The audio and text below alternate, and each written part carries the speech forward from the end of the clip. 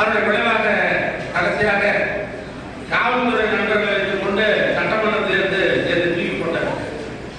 என்னோட கிட்டத்தட்ட 10 சட்டமன்ற உறுப்பினர்கள் அன்றைக்கு என்னோட குரல் கொடுத்த கழக நண்பர்களை சட்டமன்றத்திலிருந்து தூக்கி போட்டார்கள். பத்திரிகை செய்திருக்கிறது. இன்றைக்கும் சட்டமன்ற குறிப்பில் இருக்கிறது.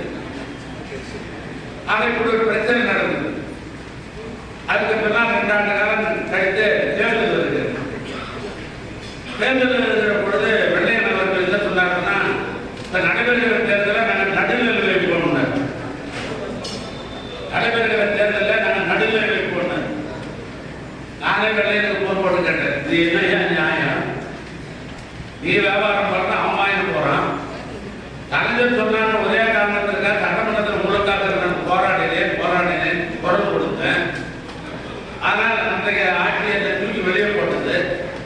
ஆனால் வெளியே தூக்கி போட்ட ஆட்சி உங்கள் கண்டு கொண்டாட்டம் செய்கிறது, ஒரு குரல் கொடுத்த எதுவும் கொண்டாட்டம் செய்கிறது, அதுக்காக நடுவில் வைப்பீங்களா என்று நான் அவரிடத்திலே கேட்டேன். அதுக்கு பதில் அவருடைய விளைவுதான். அதற்கு பின்னால் 2006 ஆட்சி பொறுப்பேற்ற உடனேயே இதுக்கு ஒரு முடிவு கட்டணும் என்று முடிவு செய்துதான் அன்றைக்கு அறிவியல் வெள்ளையன் அவர்கள் அன்றைக்கு சென்னை மாவட்டத்தினுடைய வர்த்தக சங்கத்துடைய மாவட்ட பொறுப்பில் இருந்த அவர் சில உதவிகளை நாடி அப்போது நான் உணவுத்துறை அமைச்சர். எனக்கு குற்றங்களை என் கையில் தான். எந்த கடைக்கு வேணாலும் உணவு தரப்படத்தை கண்டுபிடிக்கிற தண்டனை வழக்கிற முழு பொறுப்பு வைத்திருந்த அமைச்சர் நான் 5 ஆண்டு காலம். அந்த நிலையில் சில தவறு செய்த சில வர்த்தகர்கள் அது தவறு என்று சுட்டிக்காட்டி அவர்கள் மீது வழக்கு தொடர வேண்டும் என்ற நிலையில் தான் என்னை வந்து சந்தித்தார். நான் உங்களுக்காக உதவி செய்வதால் எனக்கு என்ன நன்மை? நான் ஏற்கனவே உங்களுக்காக நான் சட்டமன்றத்தில் குரல் கொடுத்து அசிங்கப்பட்டது போறாதா என்று சொன்னேன்.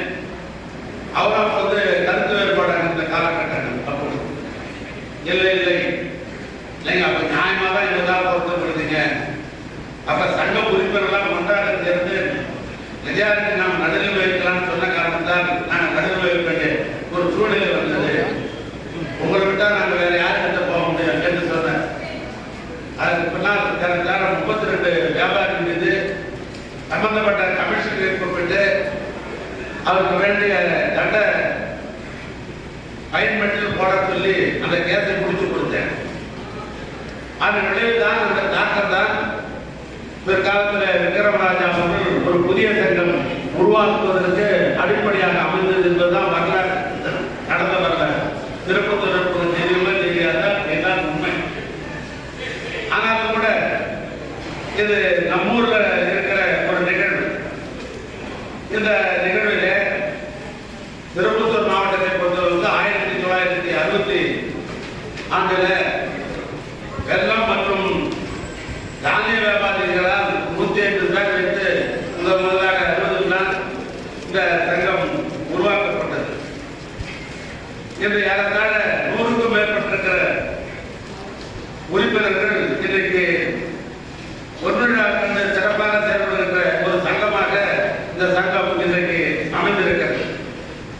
வர்த்தக சங்கத்துடைய சார்பாக 1981 ஆண்டு அன்றைய வர்த்தக சங்கத்துடைய தலைவராக இருந்த என்னுடைய நாடாளுமன்ற உறுப்பினர், எனக்கு நாடாளுமன்ற உறுப்பினர், எனக்கு நாடாளுமன்ற உறுப்பினர், நான் தந்திராமட்டத்துடைய சட்டமன்ற உறுப்பினராக 86 அந்த காலகட்டத்தில் அறிவியல் CKC அவர்கள் இந்த சங்கத்துடைய தலைவராக இருந்தார்கள்.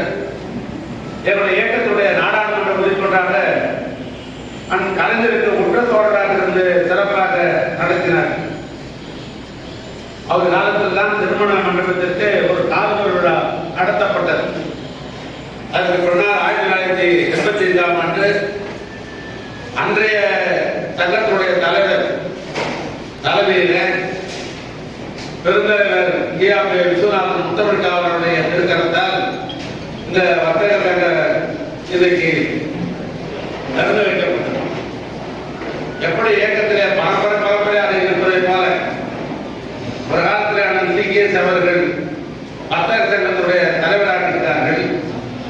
அதுக்கு பின்னால் அவருடைய மகன் நந்தபாணி அவர்கள் வர்த்தக சங்கத்துடைய தலைவராக இருந்தார்கள்.